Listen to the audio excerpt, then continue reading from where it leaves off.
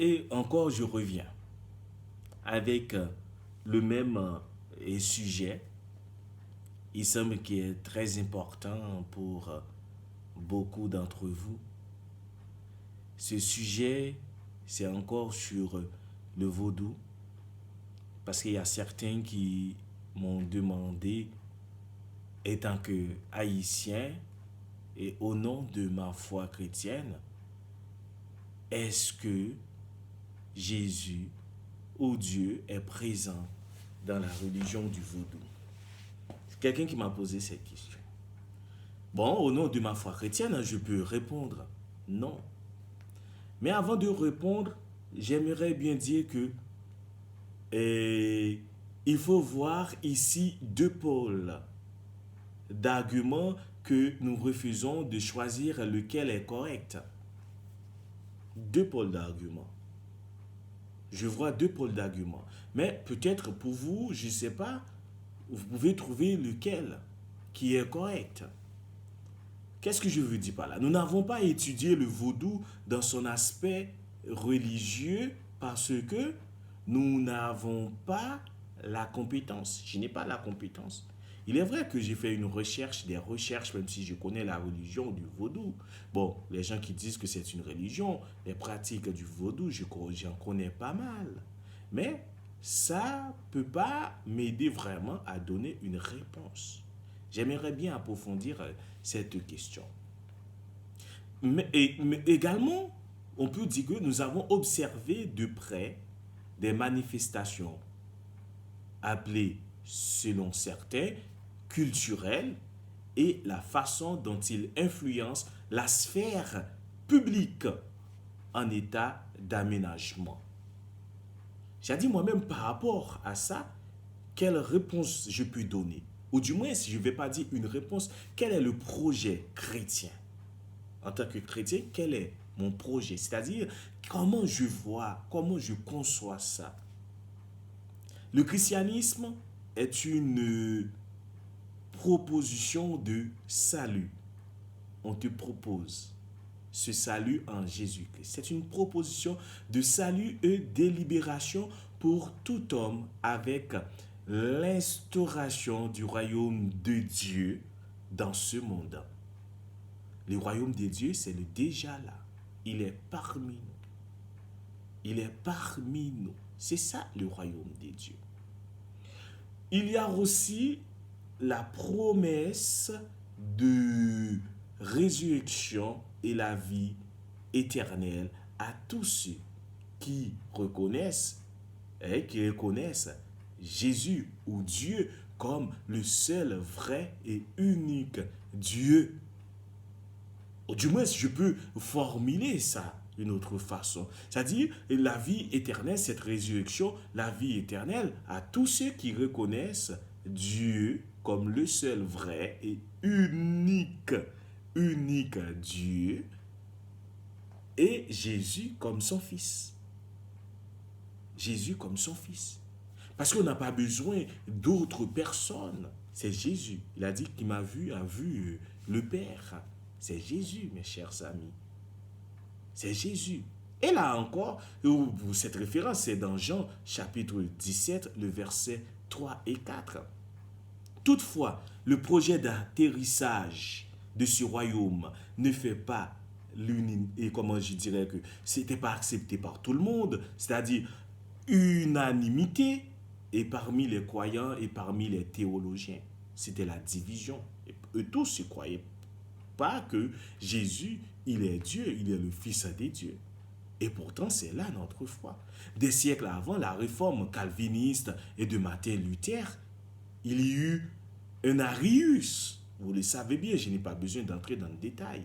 L'Église a jugé nécessaire d'unifier le discours en organisant plusieurs conciles, dont celui de Nicée en l'an 325.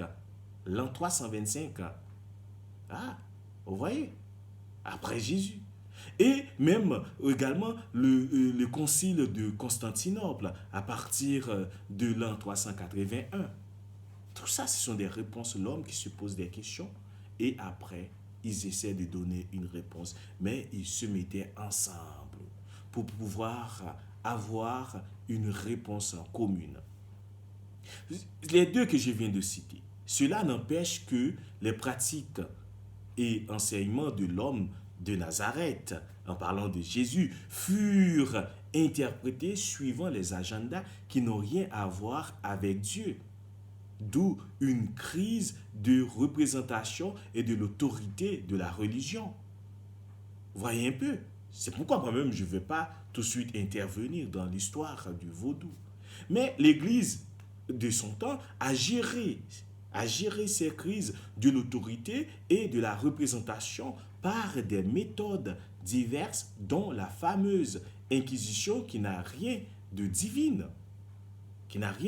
C'est pour dire que cette approche, c'est pour dire que l'Église a fait beaucoup d'erreurs, mais l'Église a reconnu ses erreurs. Parfois, nous, on se prend pour des chrétiens qui ont la réponse à tout. Parfois, on se trompe.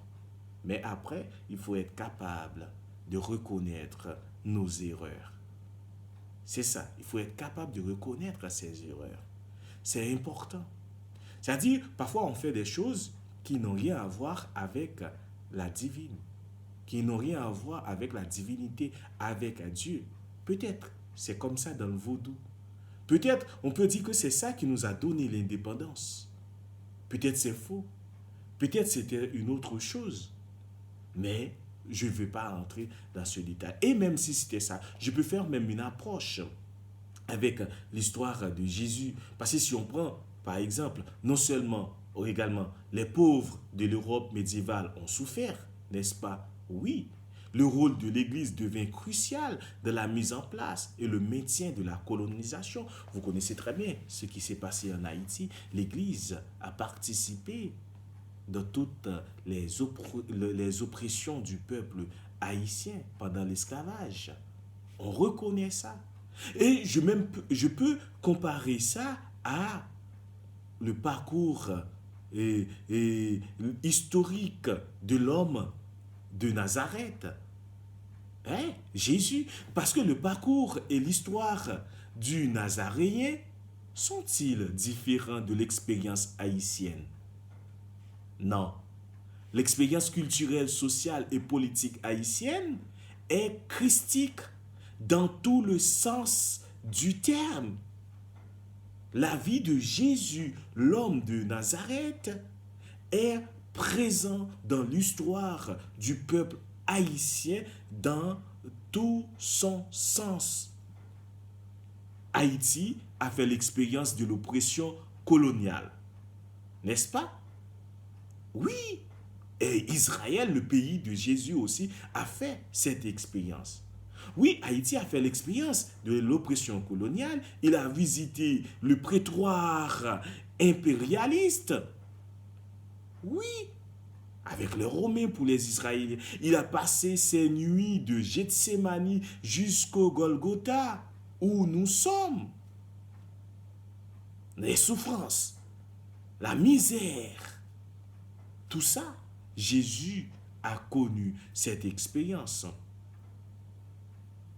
Le Nazaréen n'est pas un étranger pour nous. Oui, le Nazaréen, Jésus, n'est pas un étranger pour nous. Il est présent dans notre histoire, il est présent dans notre culture.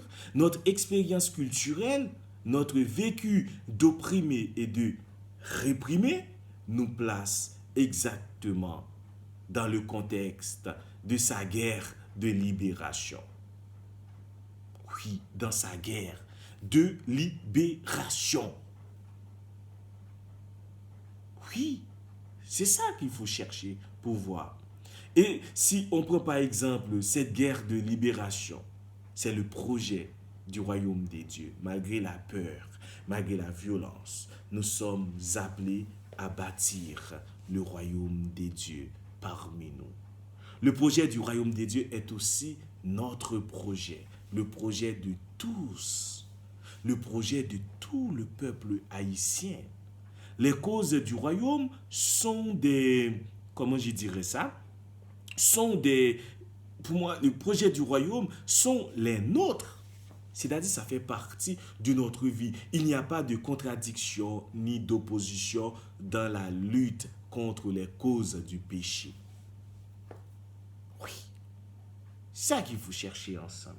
Pour moi, je crois à tout ça. C'est pourquoi moi, j'ai dit que je n'ai pas vraiment une réponse à donner à tout ça. Mais c'est à nous tous de chercher cette réponse. De voir, est-ce que Jésus lui-même, il est présent dans ce que nous faisons, dans nos pratiques. Hein? Et vous savez très bien, la corruption qu'il y a à Haïti, est-ce qu'on peut parler de la présence du Christ dans ce que nous faisons?